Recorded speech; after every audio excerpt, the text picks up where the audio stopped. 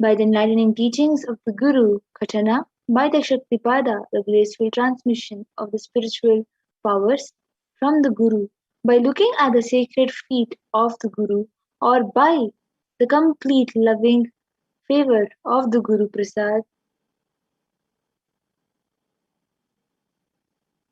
the ultimate goal and space Paramam Padam is attained.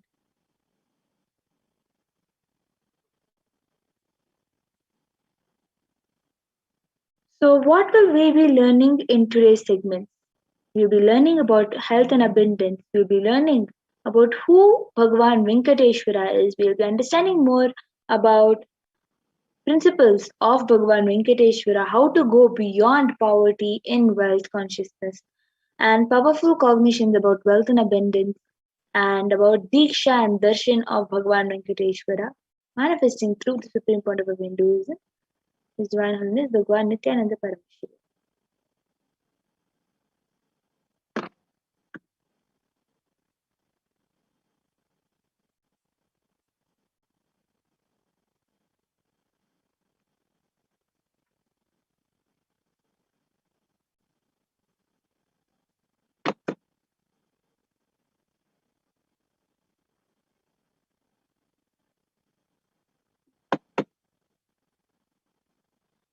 And a few powerful cognitions we will be learning about is also sacred science of Bhavasamadhi Darshan, Bhagavad Venkateshwara, powerful cognitions about wealth and abundance and about what blocks your wealth and to manifest wealth and abundance. Venkateshwara Bhavasamadhi Darshan program taught as per the Hindu scriptures. Through the four padas and agamas, Kriya Pada raises electromagnetic force and your existence and connects with you with the God. Charyapada is the lifestyle of living enlightenment, Jiva, self, connecting with all dimensions of the world. Yogapada, raising your Kundalini and connecting with Paramashiva himself. Jnanapada, which is bringing Paramashiva in your being and making him manifest in you. How will you achieve it? By listening, by internalizing, by manifesting powerful cognitions with darshan and initiation diksha. So here is the introduction. What is samadhi? Sama, sam, sama, adhi means one with the source. Bhava means attitude or aspect. So samadhi, bhava samadhi means being one with the source through this aspect. The aspect bhava you choose through that bhava being one with the source. Samadhi is bhava samadhi. Knowing this aspect bhava is ultimate adi and being in oneness sama with that is bhava samadhi. Divine cosmic beings are real. They manifest from Sri Kailasa, the enlightened time-space zone through deities and incarnations. The divine cosmic beings manifest through Archavatara deities in temples and through Bhavasamadhi darshan in the Nijavataras incarnations. Bhavasamadhi awakens your Kundalini Shakti, which is the latent potential energy in every human being. Awakening of Kundalini Shakti results in extraordinary abilities expressing through us like third awakening, ability to have remote vision, ability to scan anybody's body, levitation, teleportation, materialization. This influx of superconscious energy visibly slows down the aging process and improves immunity to disease. With increasing levels of coherence, the whole brain comes alive, turning into a superconductor of conscious energies that heal, empower, and transmit our lives. Benefits of Bhavasamadhi Darshan. Having darshan or a glimpse brings lasting transformation in us, cleansing lifetimes of karmas and raising you to the next level of superconscious breakthrough like hitting the reset button on your very being. During the Bhavasamadhi Darshan, our neurons mirror that of the avatar himself. Mirror neurons activate and process all the observed movements of information of the avatar just by seeing.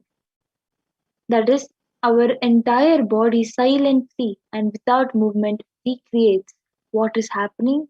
Distance is far away, experiencing the superconscious energy radiated by the avatar.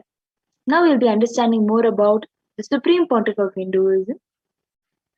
So, the Supreme Pontiff of Hinduism, Jagat Guru Mahasanidanam, His Divine Holiness Bhagavan Sri Nithyananda Paramashivam, is the reviver of Kailasa, a macrocosmic, enlightened, ancient Hindu civilizational nation. The Supreme Pontiff of Hinduism is the thousandth incarnation of Paramashiva as per Hinduism and has been recognized by his predecessors who were enlightened masters and adepts. The Supreme Pontiff of Hinduism has made the science of power manifestation, yoga, and temple based universities a lifestyle for the humanity. The Supreme Pontiff of Hinduism is ordained as a 233rd Guru Mahasannidhanam of Kanchi Kailasa Sarvagya Peetham and is the incumbent emperor of Suryavamshi Sarangi Samraj and is also the present 293rd Jagadguru Mahasannidhanam of Kailasa Sonata Shamala Peetha Sarvagya Peetham and is the present Mahamandaleshwar of the largest apex monastic order, the Mahanirvani Akhada. And the Supreme Pontiff of Hinduism is the thousandth Acharya Mahamandaleshwar of Atal Akhada, an ancient apex body of Hinduism, and is the present 23rd Guru Mahasannidhanam of Dharma Mukti Swarga Paramadhinam, and has been elected as the Supreme Pontiff of Hinduism by congregation of over 1,000 Hindu pontiffs. The Supreme Pontiff of Hinduism is revered as teacher of Hinduism, most prolific, most viewed, read, and watched. Author 300 books and 10,000 articles in three languages Tamil, English, Sanskrit, and has translated it into 50 languages with over 1,000 titles. Over 20 million copies of books and articles sold, read, and downloaded, and over 10,000 hours of discourses, and reached and enriched over 1 billion lives digitally, and has been respected as the commentator of all sacred scriptures such as Upanishads, Bhagavad Gita, Shiva Sutras, Brahma Sutras, Yoga Sutras, Ashtavakra Gita, Jain Sutras, and more. And the Supreme Pontiff of Hinduism is also honored as the leader of Hinduism, the most awarded, internationally recognized Hindu leader, and is also the reviver of 108 ancient Hindu sampradayas, which include the Kanyas, Rudras, Rishikas and Rishis, Bhairavis and Bhairavas, and Sannyasis. The Supreme Pontiff of Hinduism is also the establisher of the largest Hindu university, Kailasa's Nithyananda Hindu University, in the world with satellite campuses in 150 countries. And the Supreme Pontiff of Hinduism is the establisher of 10,000 plus Kailasas, the enlightenment ecosystems. And the Supreme Pontiff of Hinduism is also the founder and reviver of over 100 Sarvagya Peethas and is a collector of the largest Hindu library with over 1 million books, 1 million palm leaf scriptures, and 20 million digital books. So, with this, we will be entering into the next segment, which is the power manifestation segment.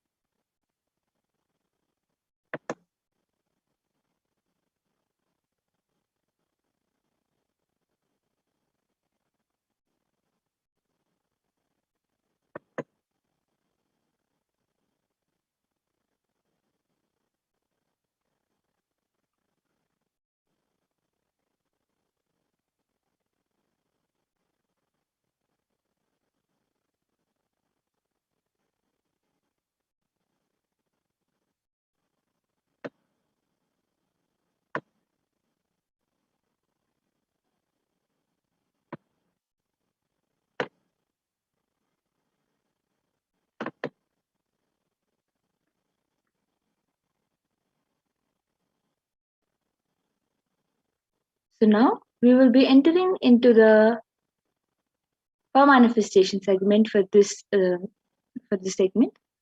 So the Balasins, the Nityananda Yogi, the initiated disciples of the Supreme Point of Hinduism will now be demonstrating the powers of third eye awakening and sharing with all the experiences and results of the extraordinary manifestation of these divine powers awakened in us through Diksha, initiation.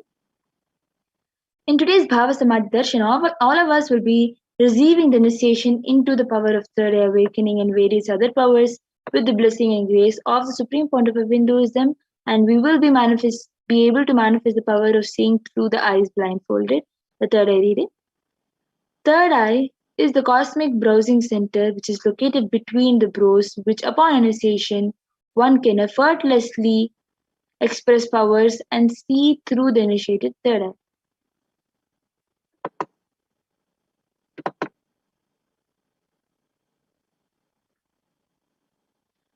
So, what are Shaktis? Manifesting powers, Shaktis are described in the Vedas and Agamas as described as a system, method, and science for human beings to explore the various possibilities and powers and have access to various states of consciousness. Shaktis manifest from the fundamental cognition that you are divine and you need to manifest divine, and not from the cognition that you are a man and you need to reach the divine. Here, the foundation is that you are Paramashiva. Your unmanifest recognizes that you are Paramashiva, even if you have not yet manifested it. Understand that is why what Paramashiva is revealing through this body and through this system, through this methodology. Any samyama you do on powerful cognitions, you manifest only Shakti's powers and not Siddhis. This is the words from Swamiji himself. So, you have heard this term Siddhis. Let us understand the important differences between the Shaktis and the Siddhis. The Shaktis express from the space of enlightenment as side effect of feeling connection with the divine and high integrity with the master and are permanent, whereas the Siddhis are powers that manifest from tapas penance to attain enlightenment and are on the path of enlightenment. And the Shaktis of Paramashiva manifest through these ordinary human beings in an extraordinary way after initiation from the avatar and are permanent, whereas Siddhis are not permanent and may divert you from the space of enlightenment.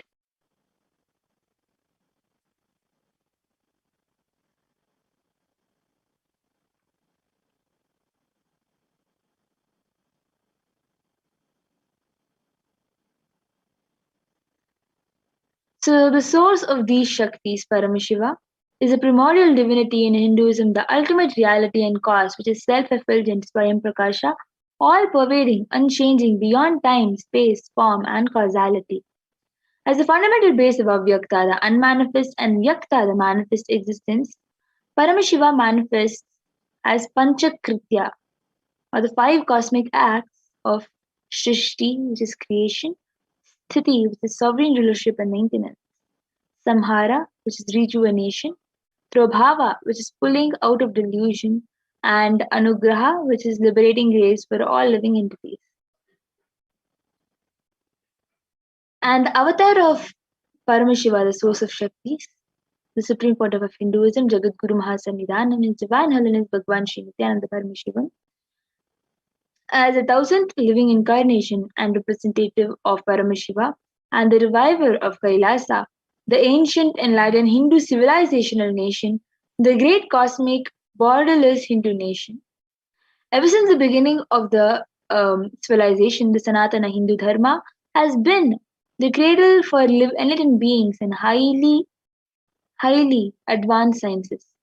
It is where the science of living enlightenment and power, Shaktis, was lived and taught as a lifestyle for the first time in the modern day. The Supreme Pontiff of Hinduism is reviving these yogic sciences and transmitting it to the world at a record breaking pace, which is never accomplished before.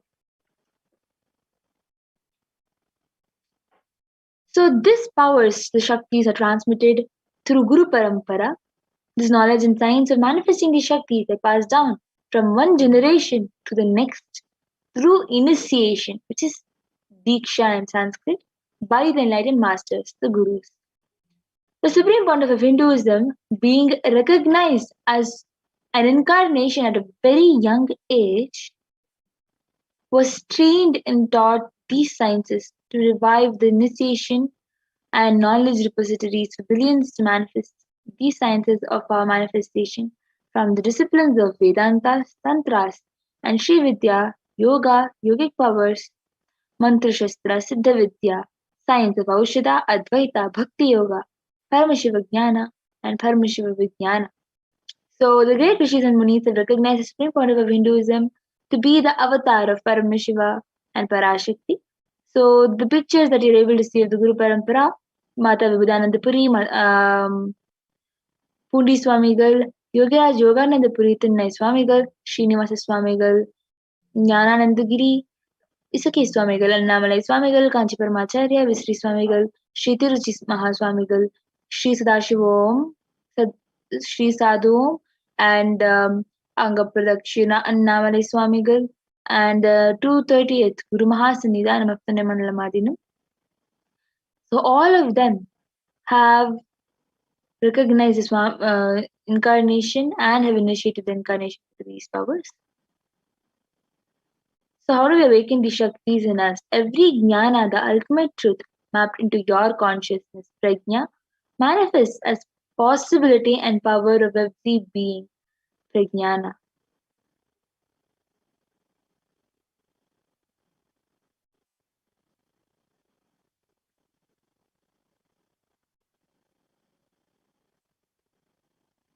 So the power manifestation is authenticated through four aspects of evidences or the pramanas. The first is the Shastra Pramana, the eternal unchangeable truths revealed in the source scriptures. The Apta Pramana, the experiences and results of Aptas or authorities of Hinduism, the Vedic rishis and scientists who time tested and verified the science. The next is the Atma Pramana, or the account of the Supreme Pontiff of Hinduism, Jagat Guru Mahasanidhanam. His Divine Holiness Bhagwan Sri Nithyananda Paramashivam, this millennium's avatar's own personal experience of the power manifestation and the Pratyaksha Pramana are the empirical evidence from observations and scientific experimentation. Vedas are ultimate superior authorities for Hindus. The Vedas are pure science where the ultimate truths are expanded. Whereas the Agamas are the scriptures where the applied technology, the applied science is expanded. Vedas and Agamas, Vedagamas are given the status of Shruti as they are directly revealed by Paramashiva. They are the ultimate, eternal, unchangeable truths. A reference cited from these Shastras or scriptures are called the Shastra Pramana. Let us get ready to witness a very unique and exciting demonstration of the power of third eye. So the Shastra Pramana to manifest the power of third eye reading comes from the Vijnana Bhairavatantra, Dharana 11, verse 34.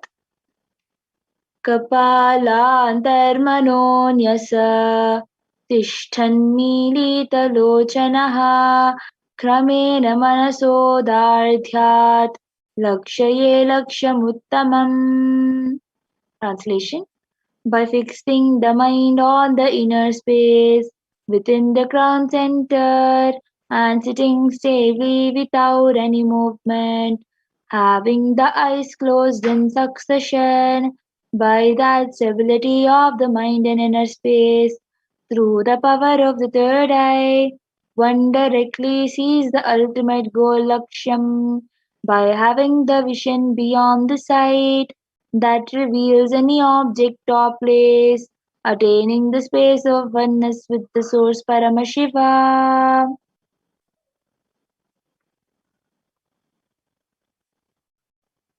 The Apta Pramanas where Bhagavan Krishna initiates Arjuna into the power of third eye. न तु मां शक्यसे द्रष्टु मनेनैव स्वचक्षुषा दिव्यं ददामि ते चक्षुः पश्य मे योगमैश्वरम्. Bhagavan Krishna says to Arjuna, but you cannot see my cosmic form with these physical eyes of yours. Therefore I grant you divine third eye vision. Behold my cosmic opulence. In the Hindu Purana Bhagavad Gita, Bhagavan Krishna initiates Arjuna into the power of third eye, to behold Krishna's Vishwarupa Darshan, the vision of his cosmic form. The 11th chapter of Bhagavad Gita, which contains a description of Bhagavan Krishna's cosmic form, is completely narrated by Arjuna as he sees Bhagavan Krishna through the third eye. In Swamiji's own words, the first experience that I was able to see everything around me, above me, the whole 360 region directions below me, everything, I realized not only I was able to see, I was able to feel, experience all of that as me.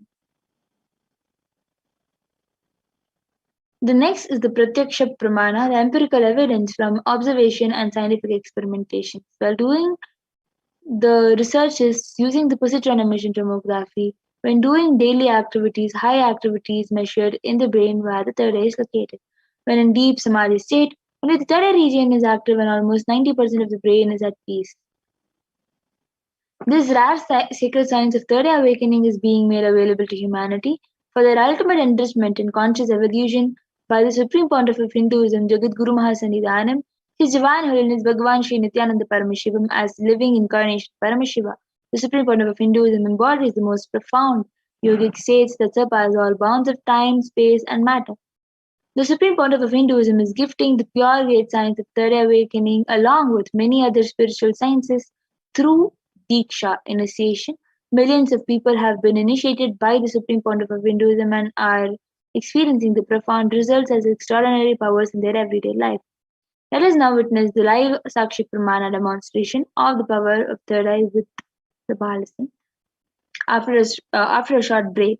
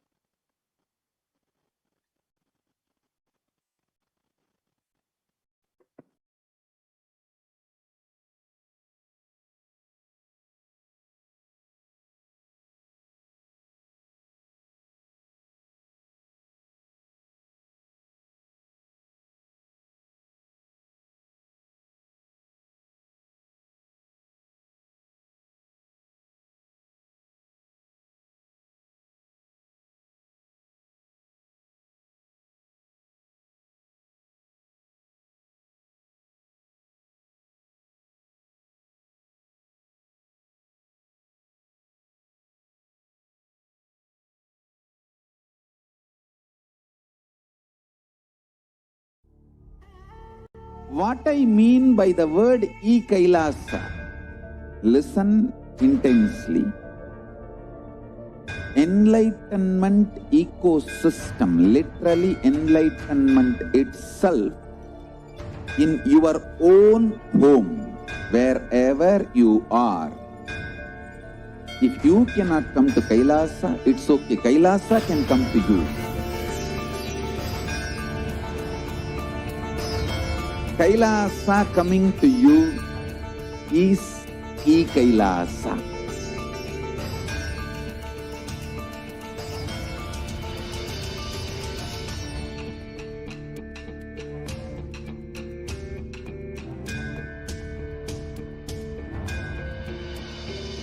I will revive Hinduism.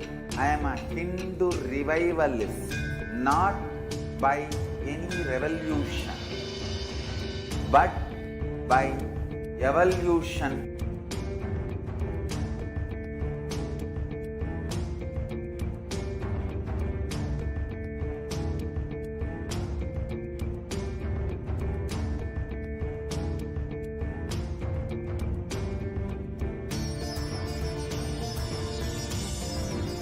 And setting model community.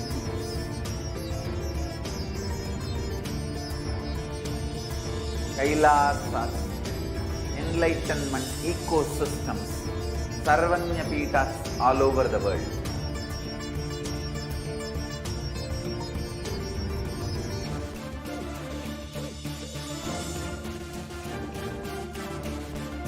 All powerful cognition, knowledge, only when you live, power manifestation and possibilities manifestation happens. is a fundamental truth.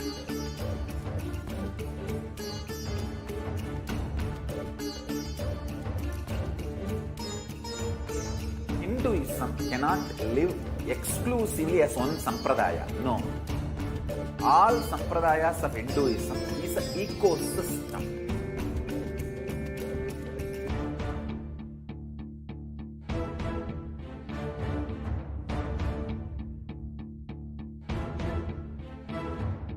So don't keep quiet thinking that if one sampradaya is attacked, only that sampradaya is going to be affected. All of us are ecosystem.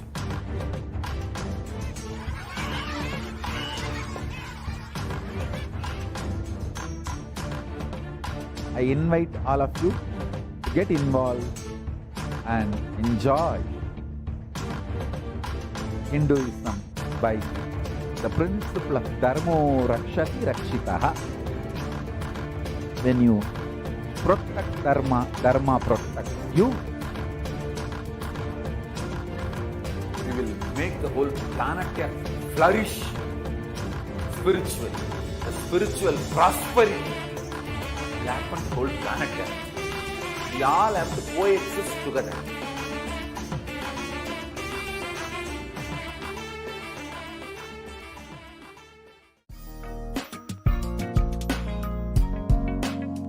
We get you health. We get you ability to build beautiful relationships in your life. We get you direct spiritual support, and we make sure you become wealthy.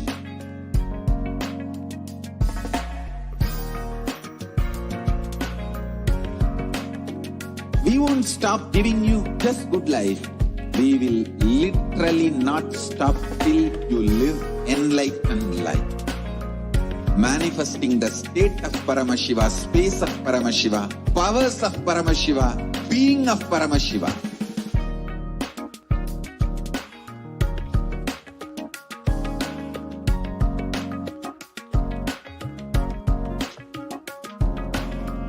Whole world should become Kailasian.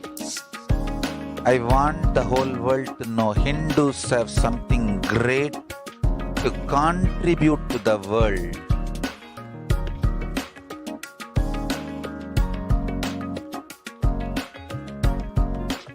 We have something great to contribute to the world. Let us do that.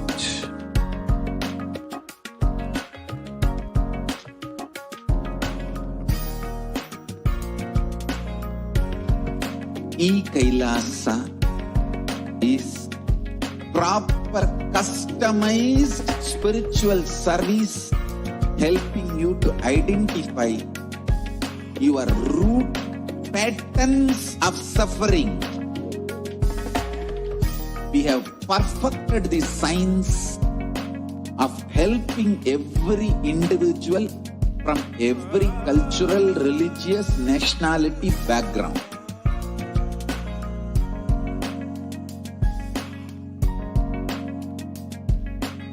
You will have lowest reactionary assumptions, highest awakened response, alive response for life continuously.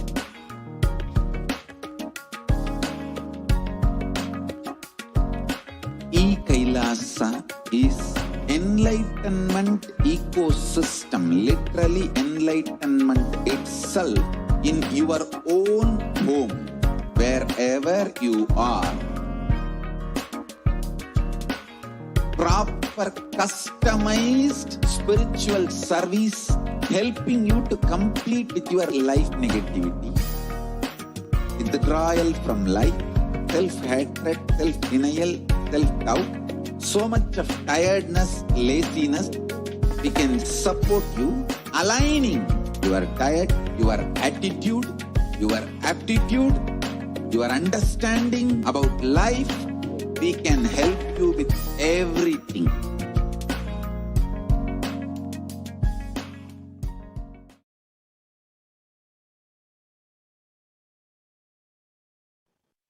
Yes, after the beautiful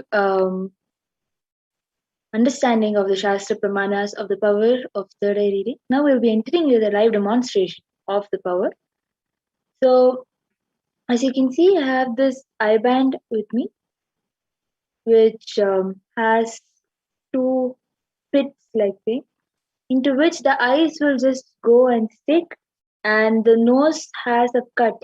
It will just go stick behind the into the nose, and there will be no possible light that will be passing through. As you can see, this is very thick. You will not be able to see me because it is opaque. So this will not let any kind of light to pass through. So this will be tied onto tightly onto the eyes using this strap.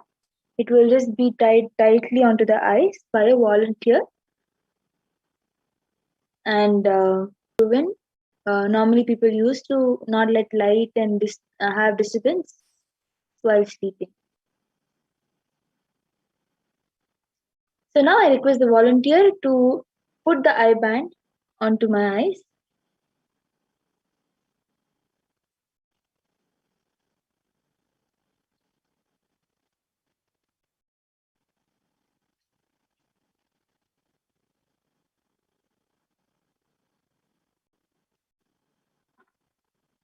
So as you all can see, the eye band is being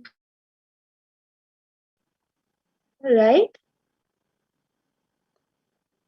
down and up.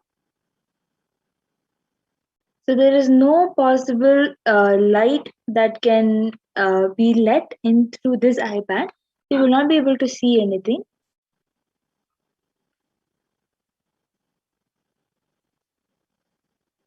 So now whatever anybody wants, you can comment in the YouTube comment section. The last comment as of now that has been commented is by Dharmodaya Aya, which is black hand namaste with blue in the blue shirt, I guess. So, and a red heart. The red heart has the shining bit on top, on two sides, and a lemon. I think it is lemon. It is yellow color with seed also shown in between, and it has leaf attached to it, and a coconut, broken coconut, one facing down, one facing up, which is these emojis are commented by Dharmodaya. And then a person ID named One Earth. Welcome to Kailasa in bronze! Exclamation, which is in green, and there is yellow color circle which has O in between, and there are three dots in the side, and below that the normal YouTube notification about welcome to live chat. Remember to guard your privacy and abide to our community guidelines. Learn more. So if anybody else wants anything, the viewers, there are 22 viewers watching the live now. So the viewers can comment anything that you want, and whatever Paramashiva reveals, I will be reading. And with me, I have the Living Enlightenment book, which is the Gospel of Paramahamsa Nithyananda Living Enlightenment book. So in front of all of you, I will be opening a random page, and we'll be reading a page as you all comment whatever you're able to see.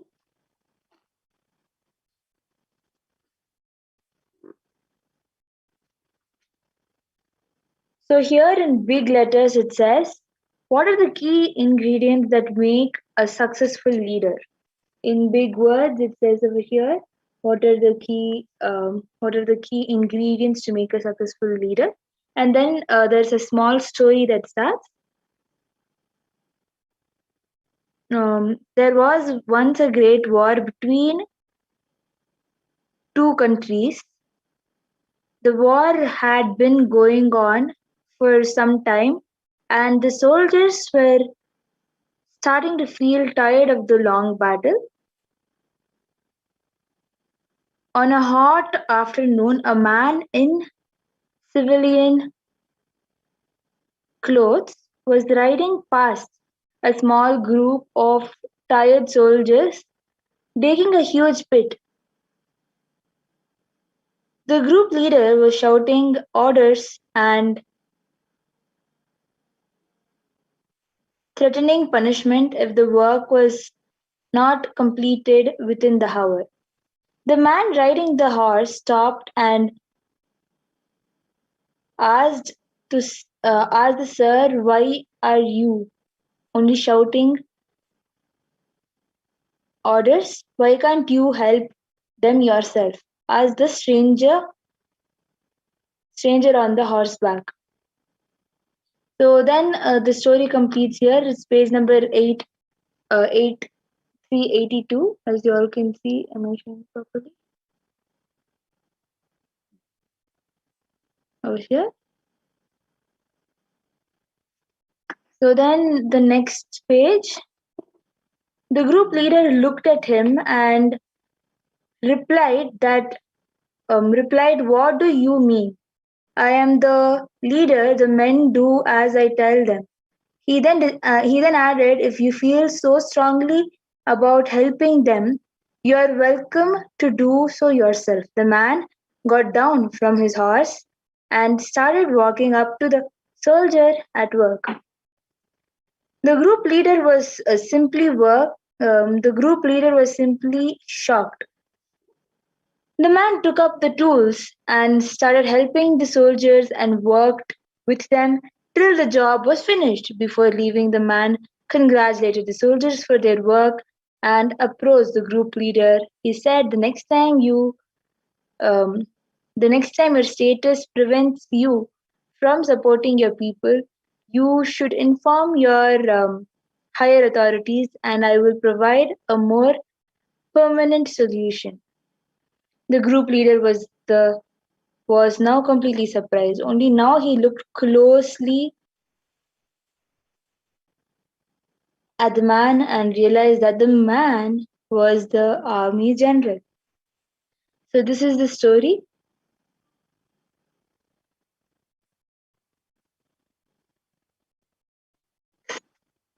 Which is continuing from this page, and this is page number 868, 383.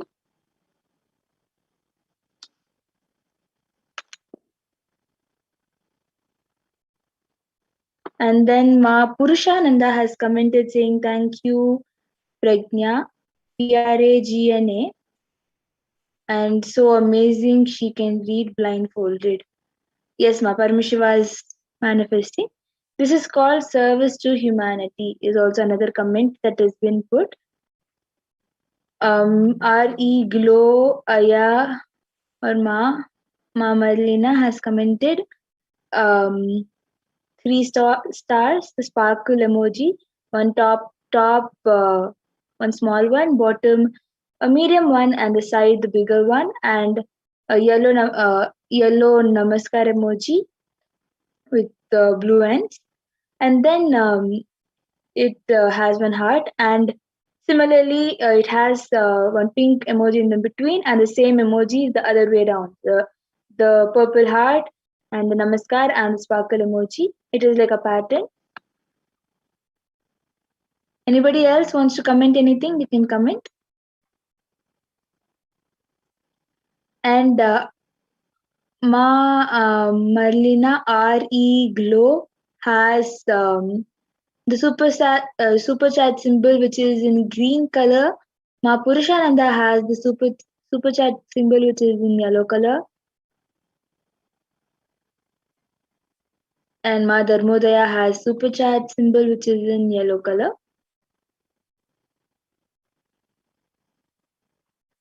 So with this, we will be coming to the conclusion of the third eye reading. So request the volunteer to help remove the eye band.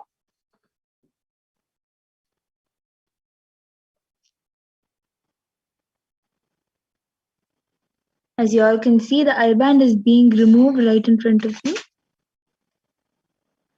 And it is the same eye band.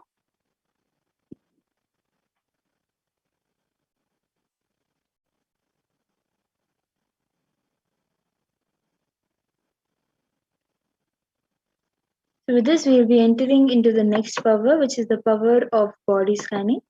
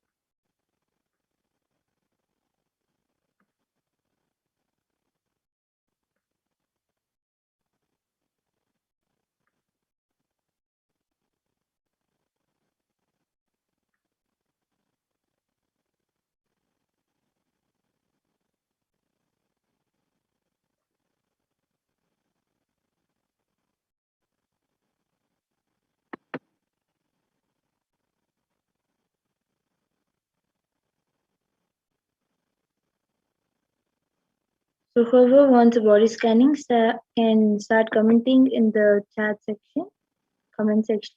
The Shastra Pramana to manifest the power of body scanning comes from the Vijnana Bharvatatra.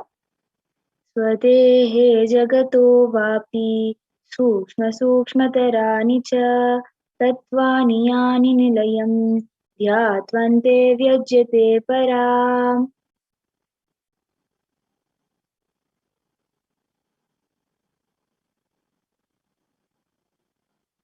The next is the Apta Pramana, where initiated disciple of where Agatyar Siddhar was able to manifest the power of body scanning and scan into a person who had come requesting for a scan in the head due to headache. And Agatyar was able to see there was a terai, a frog, there in the head, and requested Terai to do the surgery and remove the frog.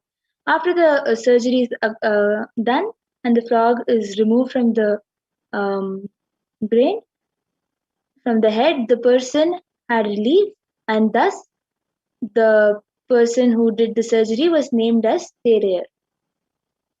The next is the Apta Pramana, where when Swamiji in 22nd of December had the fracture, when Swamiji did the body scanning for himself, Swamiji was able to see very clearly that there has been some poisoning that was done in Swamiji's own body without any one of us knowing. And through body scanning, Swamiji did the healing and used allopathy as only the second opinion. And the Sakshi Pramana, which many of us have manifested the powers of remote scanning and shared in the social media platforms. So body scanning and shared in the social media platforms. So you can go to the social media platforms and look. Many people have done this power of body scanning, and now you will be witnessing the power of body scanning yourself. So whoever wants a body scanning can feel free to comment and request for a body scanning in the comment section.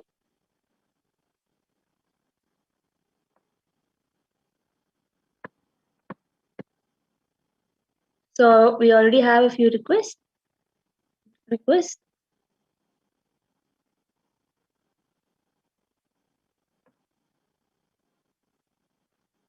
Ma Catherine Allen would like body help today, please. She's here on the chat. Who is Ma Catherine? Is it One Earth?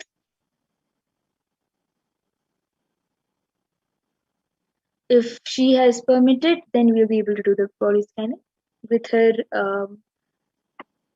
permission, because we need the complete permission. We need the consent for manifesting the power. May I ask for another body scanning today in gratitude for oneness? Ma Marina. Sure, Ma. We'll be doing the body scanning for you. Now. I'll be doing the body scanning.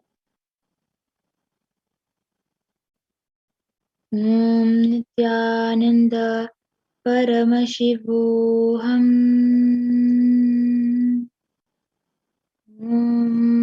Nithyananda Paramashivoham.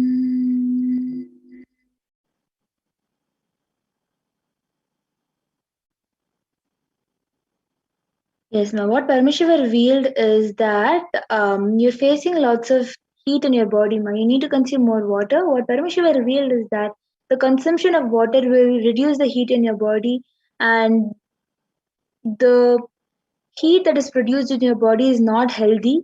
So you need to drink more water and reduce the heat. And this is the only problem that Paramashiva revealed today, other than whatever Paramashiva has already revealed. So also, Ma Purusha Nanda has said that yes, she is one earth and she gave permission. So even Ma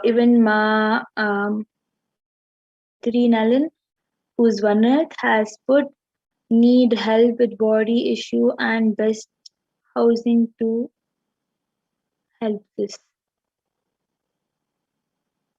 Yes, Ma, will be doing the power of body scanning for you.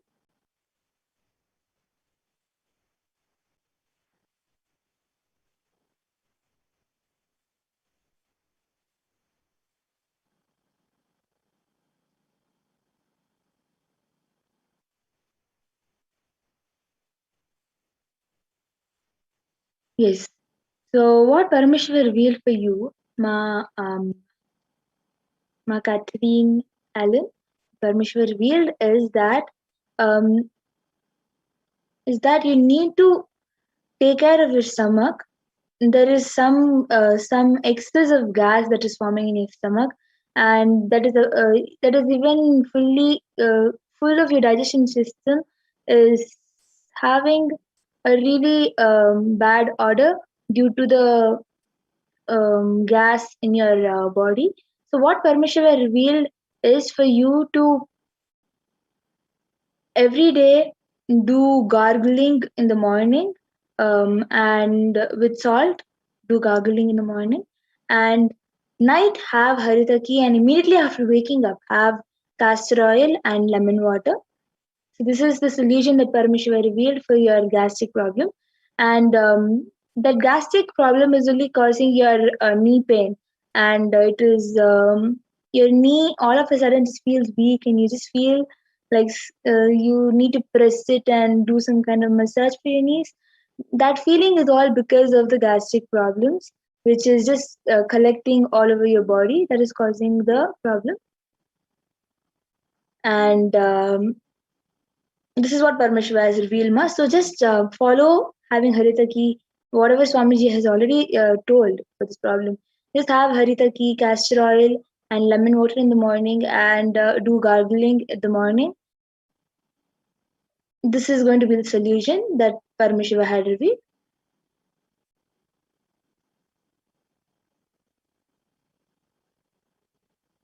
And thank you, Ma Reglu, for getting back. I will drink more water. Tuning in here has cured my headaches. Thank you. Thank you for getting back, Ma.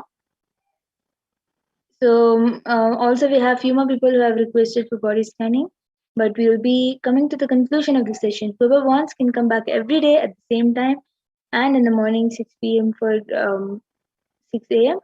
for yes. So you can come at 2 a.m. and 6 p.m. for getting your body scanned or for witnessing the power of the reading. With this, we will be coming to the conclusion of the power demonstration and entering into the next segment.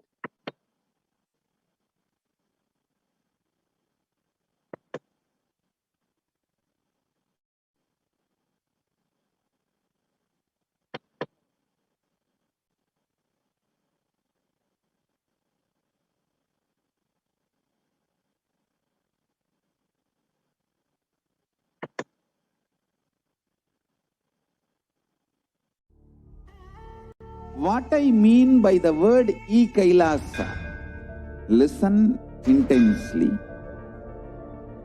Enlightenment ecosystem, literally enlightenment itself, in your own home, wherever you are. If you cannot come to Kailasa, it's okay. Kailasa can come to you. Kailasa coming to you is Kailasa.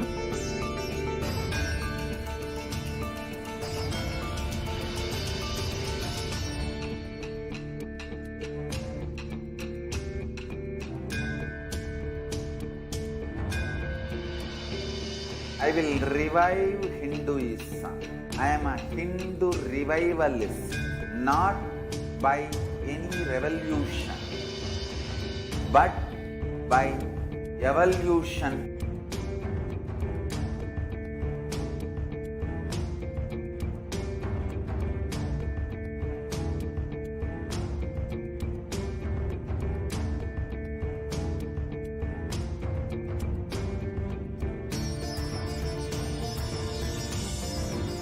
And setting model community.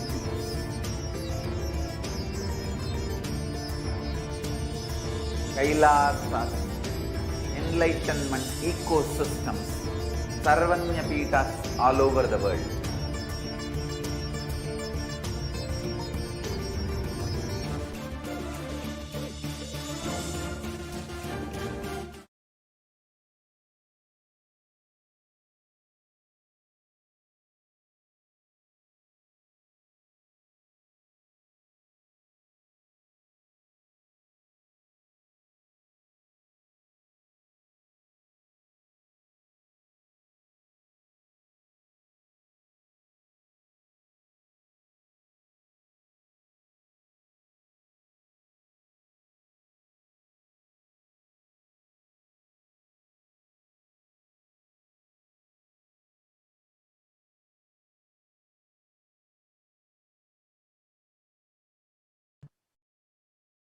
Sorry, I think I was muted. Nithyanandam, welcome back, dear viewers. Now we will be entering into the next part of the segment where we will understand who is Bhagavan Venkateshwara. So first we'll understand the world versus Kailasa today.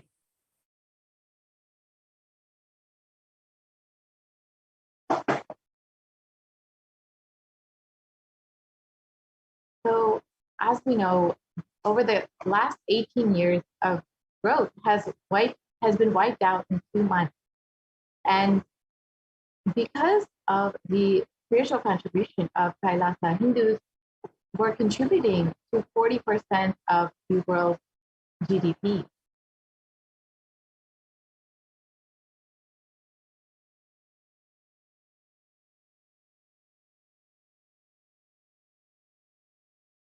So let us understand who is Bhagavan Venkateshwara.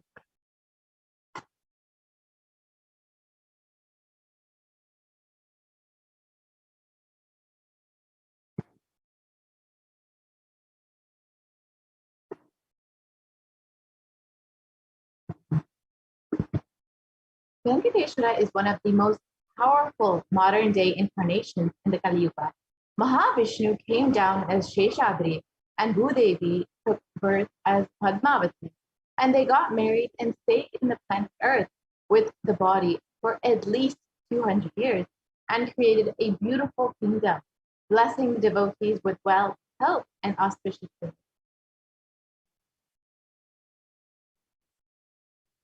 So Venkateshwara's murti is his actual body.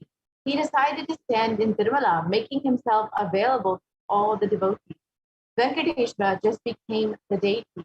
The very body, how he is standing, he just became the Archavatara. The Archavatara means the incarnation in the form of the deity to receive all the worship and devotion of the devotees. And Venkateshwara is one of the most powerful modern day incarnations. Srinivasa became the Archavatara, standing in Tirumala and gracing the whole world, the whole universe, showering wealth, health, and all the spiritual benefits. Venkateshwara has Shri Devi Mahalakshmi, the goddess of wealth and prosperity, within his chest. And the Vaidurya jewel of Venkateshwara is the world's most costliest jewel. There is one jewel which Bhagavan Venkateshwara is wearing, which we are still not able to put any value for. On Venkateshwara's right chest, he is having the world's costliest jewel. He wears it on Vaikunta Ekadashi day and on Sivatsam. That jewelry is called the Vaidurya. The Vaidurya diamond is at least 1,000 years old, much older than the diamond. That jewel is supposed to have come out of the churning of the Milky Ocean. And there is only one piece available on the planet Earth, the one that Bhagavan Venkateshwara is.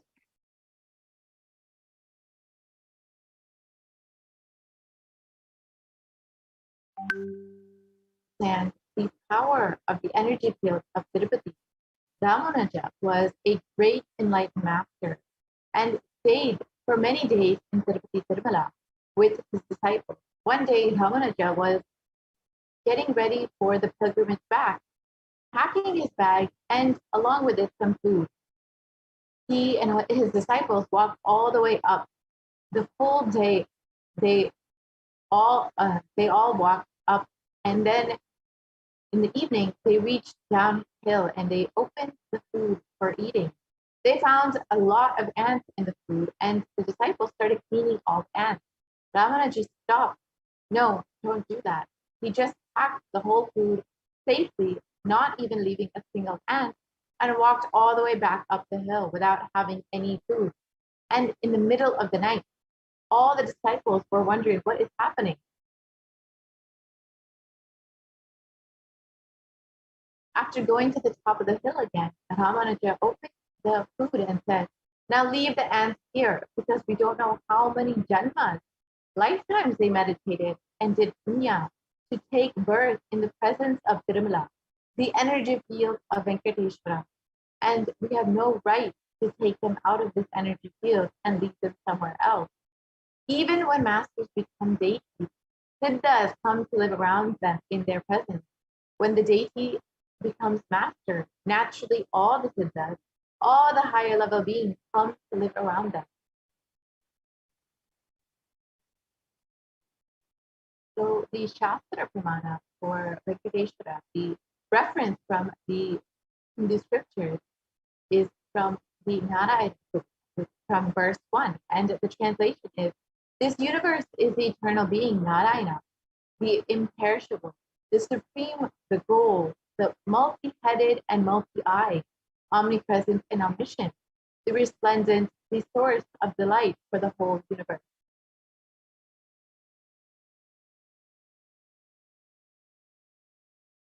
And the Apta Pramana, the reference from the life of the enlightened masters for Siddhas.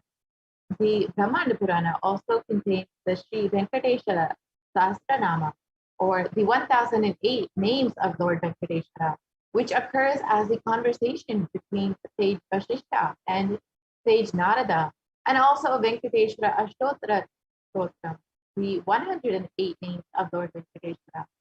And the translation of this verse, in the Krita Yuga, Lord Narasimha; in the Treta Yuga, Lord Sri Rama; in the Dvapara Yuga, Lord Sri Krishna; and in the Kali Yuga, Lord. And the Atma Pramana, the experience of the Supreme Pontiff of Hinduism himself. The Supreme Pontiff of Hinduism has explained that Venkateshwara is his own very muscle memory. And in his own words, I have a very strong connection with Venkateshwara. My mother came to know that she was carrying me when she was on a pilgrimage to Venkateshwara temple in Tirupati. She did the Anga Pradakshina, the circumambulation of the temple, by rolling on the floor around it. And after that, she vomited. Usually people vomit after the Anga Pradakshina, but they gave her the prasada, the consecrated food of the laddu, the fried Indian sweet. And after that also, again, she started vomiting. Then the elders saw the pulse and confirmed that she was carrying. The first sweep I got was from Venkateshwara. I have a very strong connection with Lord Venkateshwara. And this is the words of the Supreme Pontiff of Hinduism himself on his deep connection with Lord Venkateshwara. And let us understand the benefits of worshipping Lord Venkateshwara. The Vishnu Sahasranama, verse 6, states that he becomes endowed with great reputation and becomes the foremost amongst his kith and kin. He acquires the undiminished wealth in this world and unexcelled prosperity in other worlds, including liberation. Bhagavan Venkateshwara bestows all the Ananta Kalyana Gunas, the divine auspicious qualities, and the one who worships him receives abundance in wealth and all other dimensions of life. And in today's darshan, Bhagavan Venkateshwara will be manifesting through the Nijavatara, the 1008 living incarnation of Paramashiva himself, the Supreme Pontiff of Hinduism, Bhagat Guru Mahasanidhanam, His Divine Holiness, Bhagavan Nithyananda Paramashivam. So we have the opportunity to receive the blessings and initiation to awaken the wealth consciousness in us. There are two dimensions of wealth creation, the Shankanidhi and the Padmanidhi. So we have two dimensions of wealth. And the Shankanidhi means conquered wealth, which is conquered from natural resources. And the Padmanidhi means the flowered wealth, like a lotus created. The Padmanidhi is made to flower from natural resources. And in the Vedic tradition, there are two major gods that represent wealth, Kubera and Lakshmi. Kubera hoards and holds the wealth and sits on the wealth. He is the treasurer of the stock market. And Kubera enjoys subtle power that holding wealth can bring. Lakshmi represents wealth, that is the flowing, the circulating current. And Lakshmi uses wealth to enrich herself and the world. Lakshmi creates wealth effortlessly, uses it freely, distributes it unconditionally. And we are especially blessed after receiving the darshan of Mahalakshmi in the evening on the Varalakshmi Rath. And now we receive the darshan of Venkateshwara himself and through the Supreme Pontiff of Hinduism. So before that, let us understand how we can create wealth, the Hindu world. Life can be equated to two things. One, which is the ability to achieve what you want in the inner or outer world. And two, just getting stuck in both worlds. These are the only two equations in life.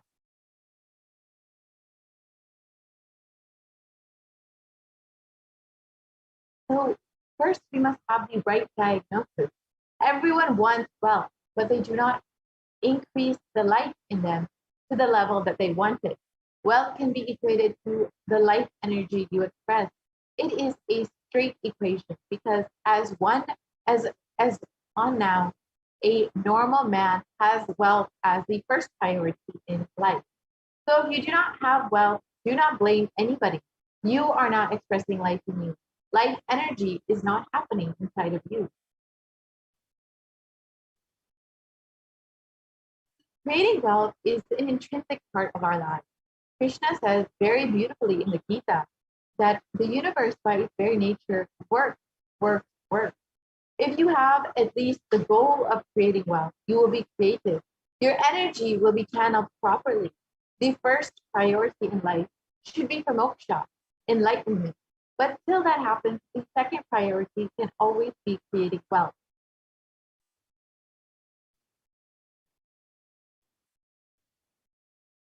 So why should you create wealth? Creating wealth makes you non-violent because your whole energy becomes creative. Creating wealth brings tremendous interest in life and makes you non-violent.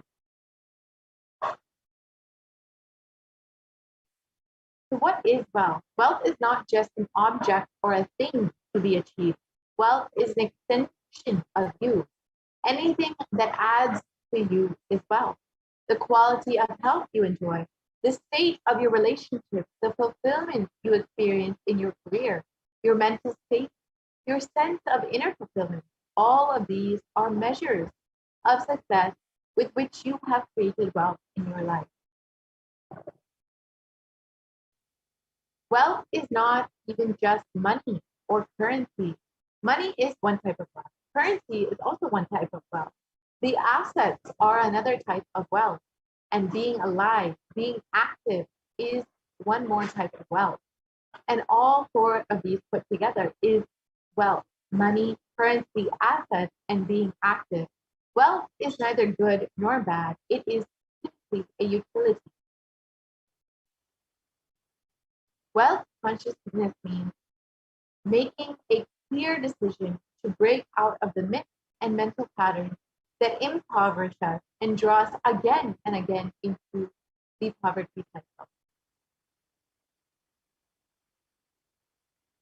You manifest what you believe. You do not manifest your desires. You manifest your cognition, what you cognize and perceive as reality.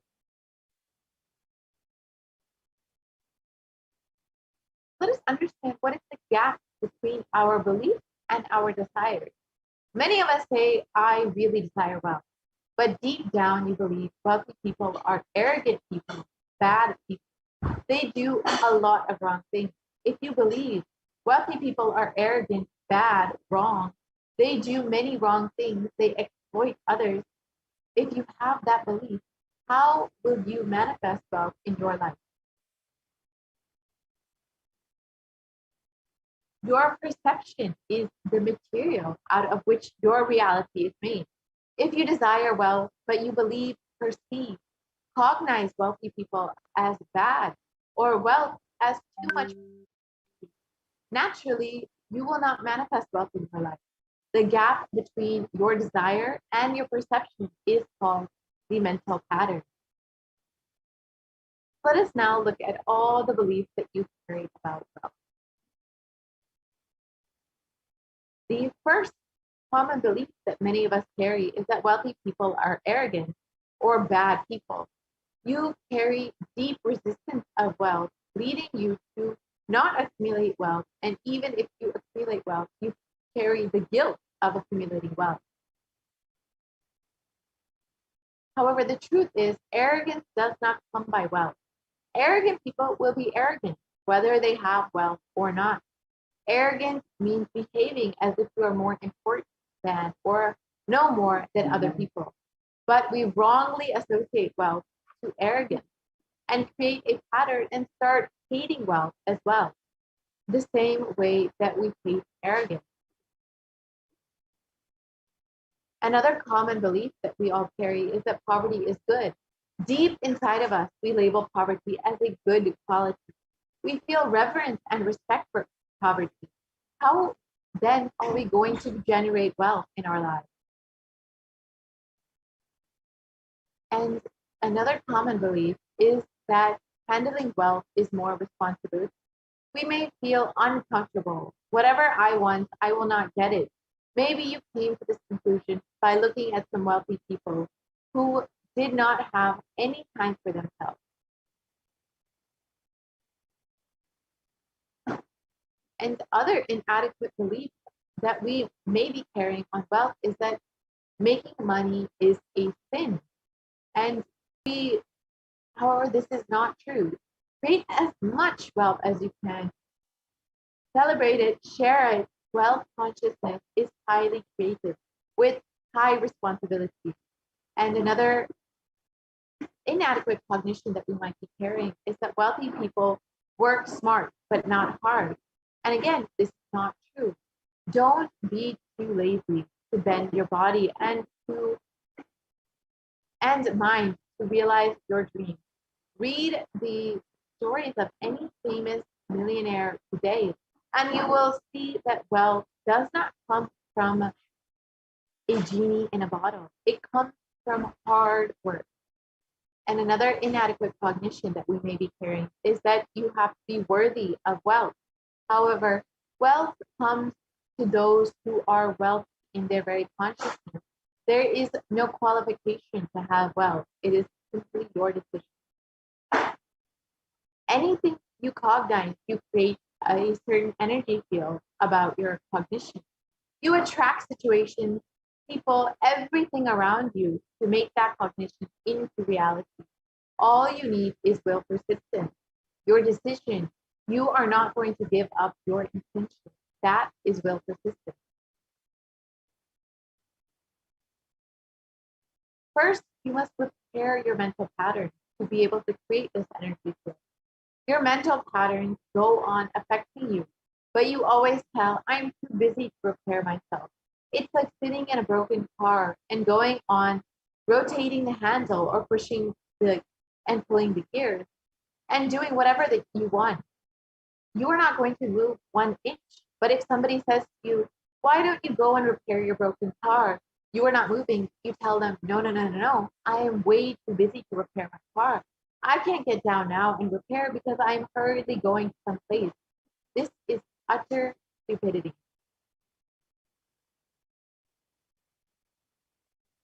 So you must understand, first of all, that wealth creation, wealth manifestation is possible.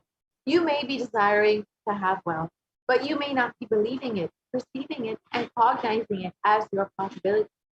The first and foremost important step we need to do is create an energy field of attracting wealth.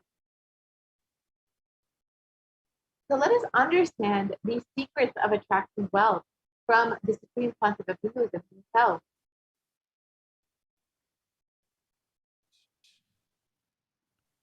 The first step we need to do, the first step we need to do,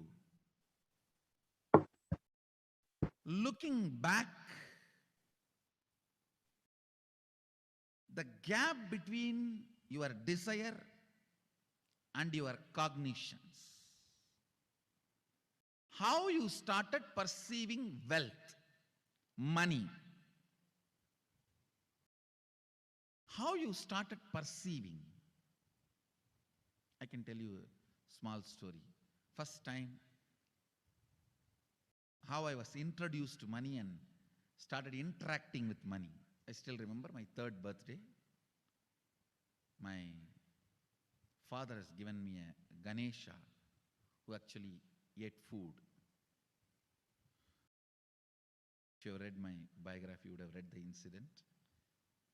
If you are interested, you can go to YouTube where I have narrated the whole story. I was given that Ganesha as a gift and I was so curious and busy with playing with the deity. And then in Indian village we have a habit, all the family elders will give coins on the birthday as a gift to the kids. So I was sitting and playing with my Ganesha and all the family elders came. I am supposed to bow down to them. It's a tradition. So I touch their feet and they will give money. A lot of money got collected. Must be some 70, 80 rupees. In those days it's a big money. And for a kid it's a too big money. And it was too much of coins and notes. So my father helped me to pack the whole thing in a hand key. So I looked at him and asked, what should I do with this? He said, you can buy whatever you want.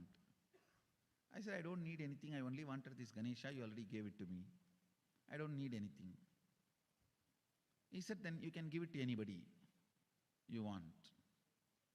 So I just called all my cousins, brothers, everyone was playing. I grew up in a large joint family. 27 of us grew up together. So it's almost like a one school, small school. So all of them were playing. I called in my loud voice, hey, anybody wants, come and take this money? I don't want it. So 4 or 5 kids were running and my elder brother ran fast and took the whole thing, whole hand key. My father told me to tell my elder brother to share everyone, to share with all. I said, I have decided I don't want. And I said, whoever wants, take it. So he took it. How can I interfere in this after that? It's up to him. I will not even interfere, giving any further instruction how they should share or who should share and all that. I said I don't want. That's my first relationship with money. I still see very clearly that's the same relationship.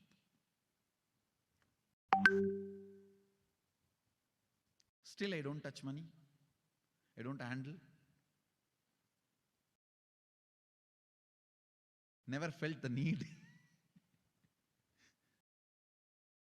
Anyhow, I am not saying this should be your pattern or this should be your. I am just giving you an example how I started relating with.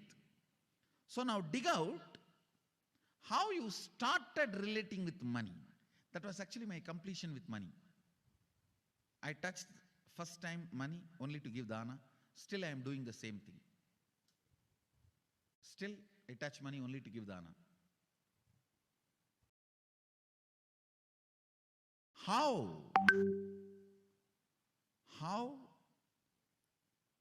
you cognized money, wealth, what all your perceptions and beliefs and cognitions about money. Let's dig out. Let's get them out first. The moment you remember money, does it bring tremendous pain, suffering, impossibility, all that in you? What is the emotion or energy it invokes in you?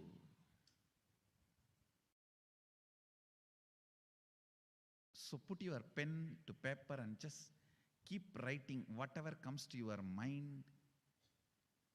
If you feel tortured, irritated, the moment you think of money, whatever you think, money is difficult, money is impossible, money is, unless you cheat, you can't get the money. Even if you cheat it, somebody will cheat from you. So much goes on inside you about money. Your incompletions with money. Just spend few minutes and let's dig out all the incompletions, mental patterns we have, perceptions, beliefs and cognitions we have about money. Listen, the first step we need to do now, cleaning up, completing these mental thought patterns, the incompletion patterns related to wealth, and stopping them from recurring. Please understand, biggest problem is when you do not recognize something as a pattern, it continues to exist in you and recur. Please understand. Recurring, for example, today you remember, yes, I have a lot of incompletions and patterns.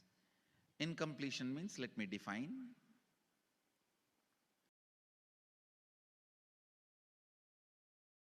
Your past sitting in your present, not letting you live your future is incompletion.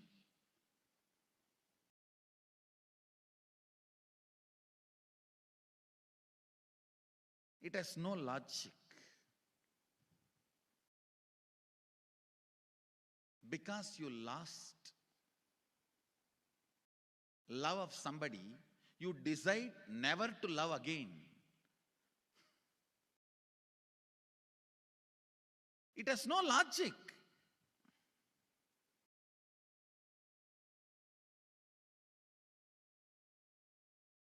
Tons of negative decisions, cognitions you make about life is incompletion.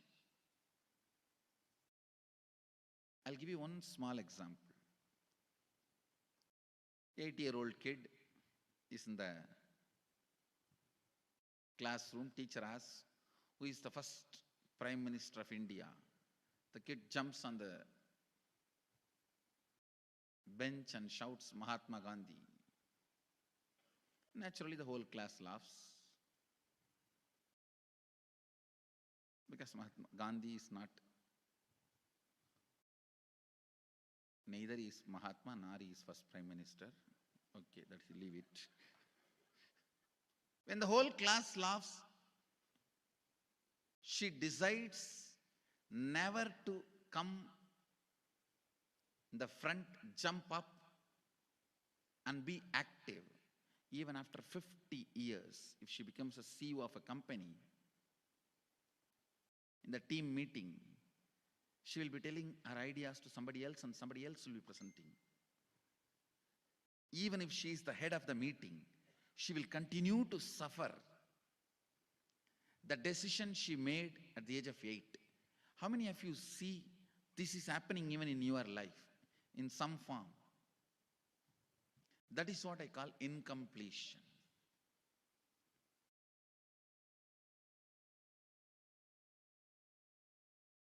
Understand, there is a very powerful science by Sadashiva in Agama. Sadashiva is the first Guru, Adi Guru. He explains in Agama, of course, the moment I utter this word, many will have many questions. What? Sadashiva? He was supposed to be God. Is he Guru? He was supposed to be energy. Was he teaching? Let me be very clear. He is the pure consciousness beyond time and space, but he also assumed form within the time and space. The formless came in form many times and taught the great spiritual truths to the world. We should not even use the word was. Is the right word.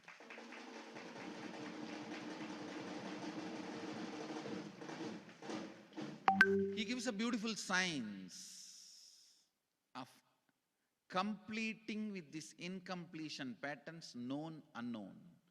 Understand, if you know the reason for certain pattern, it is called known pattern. If you don't know, it is unknown pattern. Sometimes you will have a heaviness, suffocation, but you don't even know why. That is unknown pattern. Sometimes you know why you are going through what you are going through. That is known pattern. Known or unknown, you can complete. You can be out of it. It is possible. It is possible. I'll explain this science of completion. Understand, this one technique can help you whether you want to get rid of your headache or your whole ignorance and get into enlightenment. Whether you want as simple as healing your headache or as complicated as enlightenment. Anything, this one technique can give you. This one technique, it is a complete end-to-end, alpha to omega.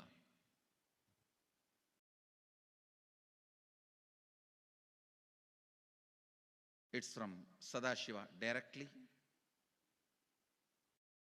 In the Agama, 94th verse, 22nd technique. The chapter is called Shivajnanopanishad and also called as Vijnana Bhairava.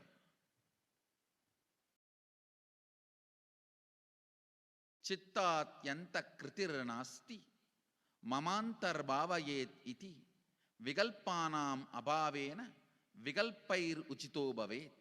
You don't have to remember. I am uttering every time so that I will remember. That's all. No, it is just to keep the purity of the teaching. I want all of you to know, whatever I am sharing with you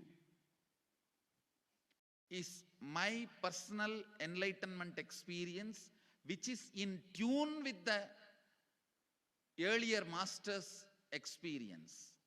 My Apta Pramana, my Atma Pramana in tune with the Apta Pramana, means the earlier masters, the Shastra Pramana.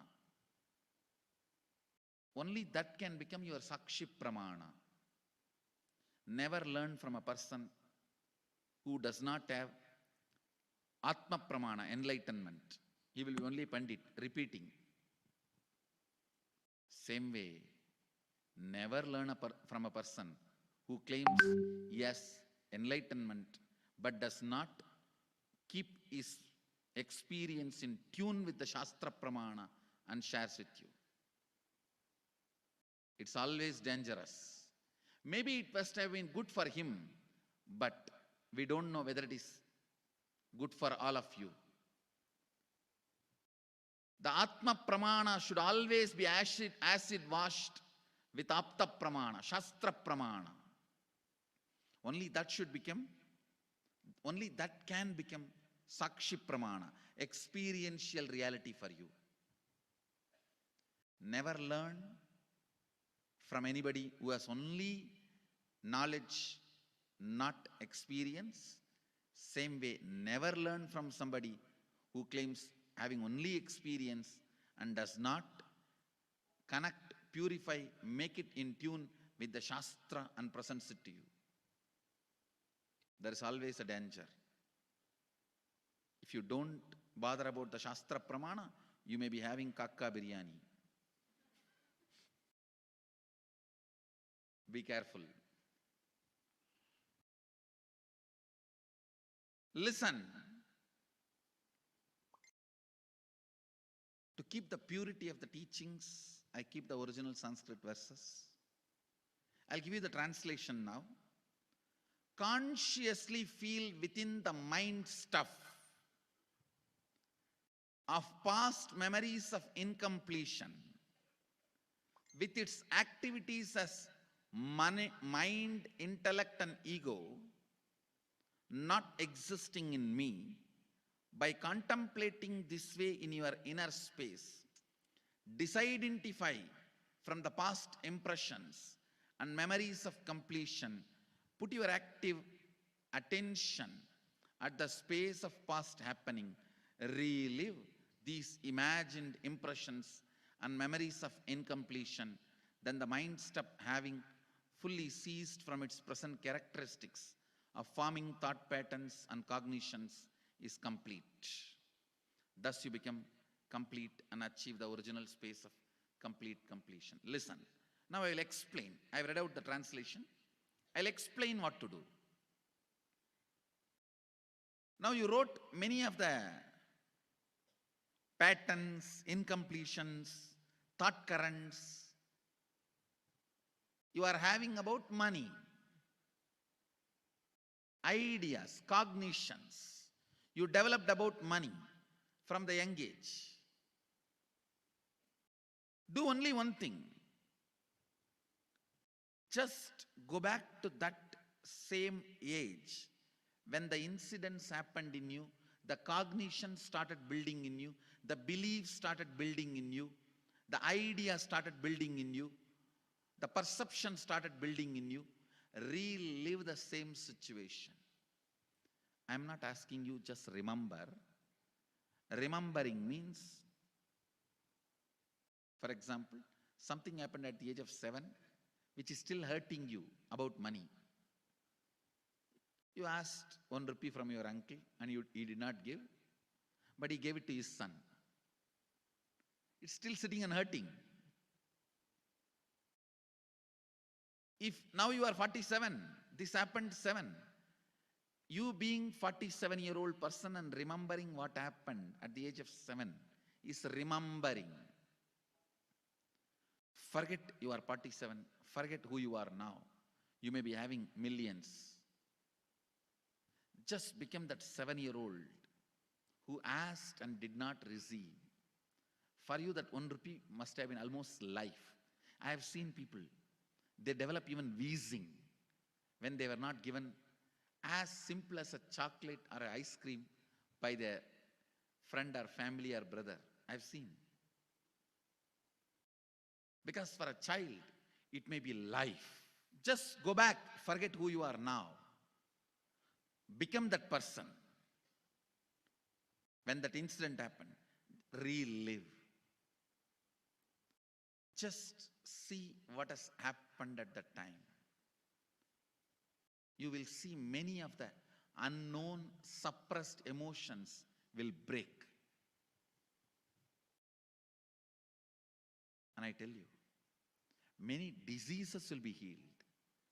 I have seen people walking out of tumors, cancers, asthma, wheezing, just by completion. Because many of your diseases have their roots in some of the incompletions of the past. When you relive, many pain parts in you breaks. Pain bodies collapse. The pain patterns melt down, which completes many other issues which you don't even remember. I have seen when people do completion, to complete the wealth-related incompletions, suddenly they get into health, because the same incompletions which created wealth issues only were creating health issues. When they melt down, people become free even from both. Listen carefully. I'll repeat once more. Now you would have written so many patterns, incompletions, thought currents, ideas, cognitions. Take few minutes. Go back to each incident, each pain, each hurting. Relive. Relive. Relive. Don't justify what happened. Don't try to console yourself. No consolation will work. No justification will work. Neither help others nor try to help yourself. Just relive. I've seen when somebody has tears, others try to console. No, relax. You are not more compassionate than me. Let me do that job. You don't interfere in my job. Let you just go through. Even you don't try to console yourself. That is not going to work. If something has to break inside, let it break. It's okay. When you relive, the powerlessness, incompletion, loses power over you. I'll guide you step by step. And I commit with you, I'll lead you all to completion. And I know how to awaken, trigger the incompletions in you and break them. Help you to relive and relieve. I am supporting all of you. Have courage. Let's clean up.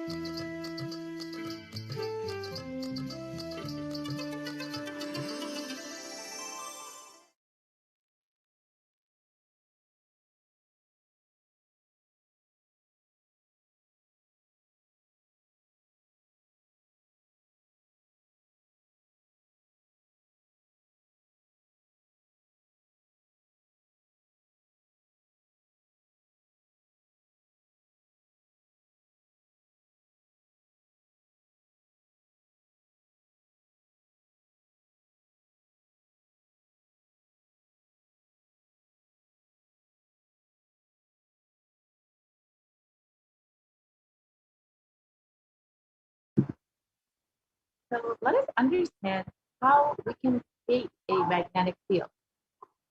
The first step is to clean up the incompletions and patterns that you carry about wealth and create the right space to create a powerful magnetic energy center inside of you to attract wealth, situations, and people that support you to create wealth, like a magnetic energy center for manifesting wealth the way that you want. Let us go through a completion exercise with wealth. First, let us dig out all of the incompletions about money and keep writing whatever comes to your mind. The moment you remember money, does it bring tremendous pain, suffering, impossibility, all of that inside of you? Whatever the emotion or energy that it invokes in you, pen that down.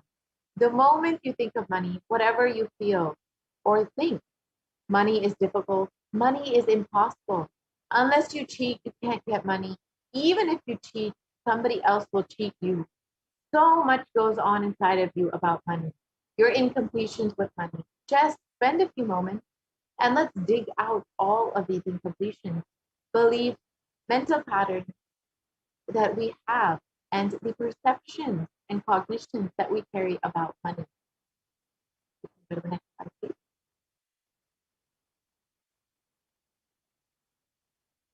So let us take 5 minutes and just pen down whatever cognitions or beliefs that you carry about money.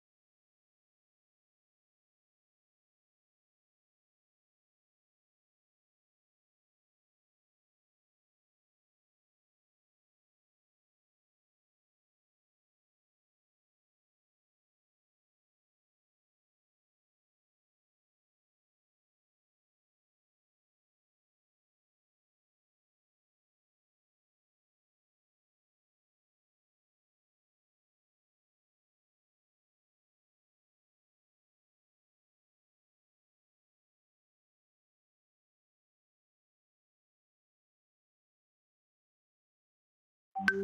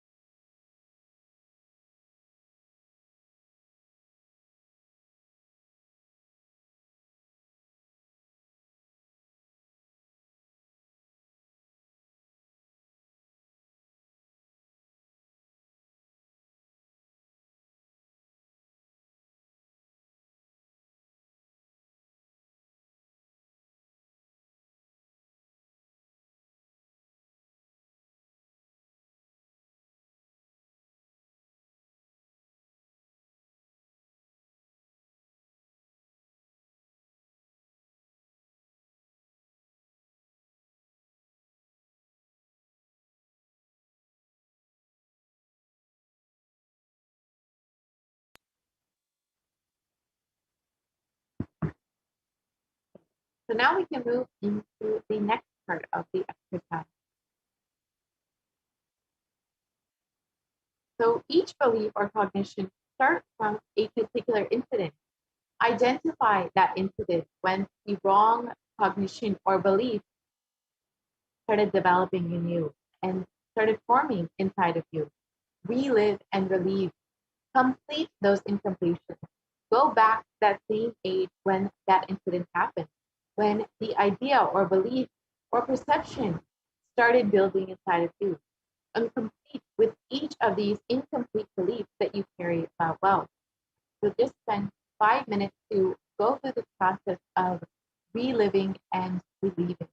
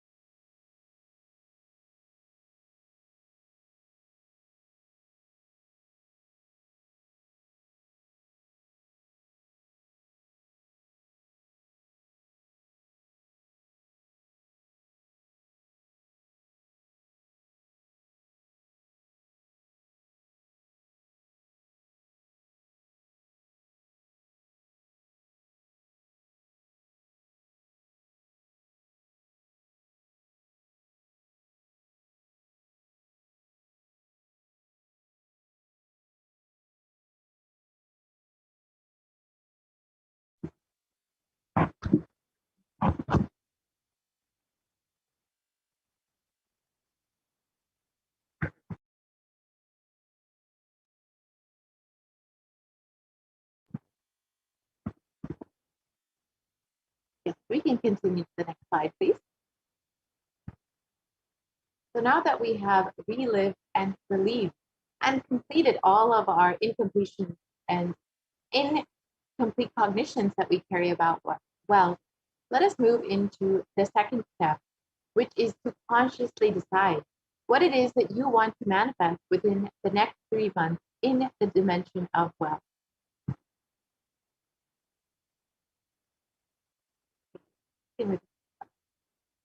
So let us now go through the wealth manifestation exercise. Write down clearly, what is your intention? What is it that you want to manifest within the next 3 months in the field of wealth? Whatever you think as well, you may think more than money or currency as well. You may think as a person as your wealth, or your life or situations as well for you. Or some believe that being active is the wealth in their life.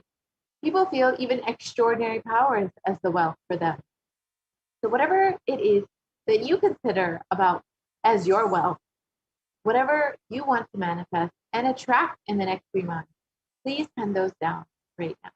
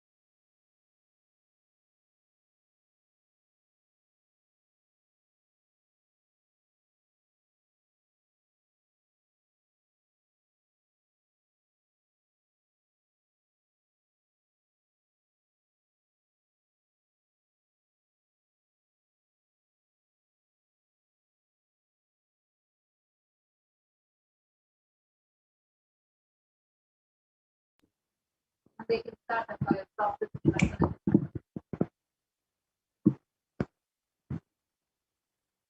Yes. So now we can move into the next part of the exercise. So let's understand that we can manifest all this that we want to manifest in our life in the dimension of wealth through the Guru's grace. So with deep devotion and oneness with Guru, you can complete all the binding cognitions on wealth and manifest life with prosperity and abundance.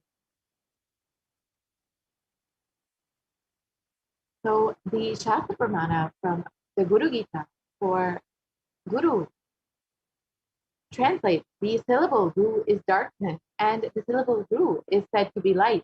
There is no doubt that the Guru is indeed the supreme knowledge that swallows the darkness of ignorance.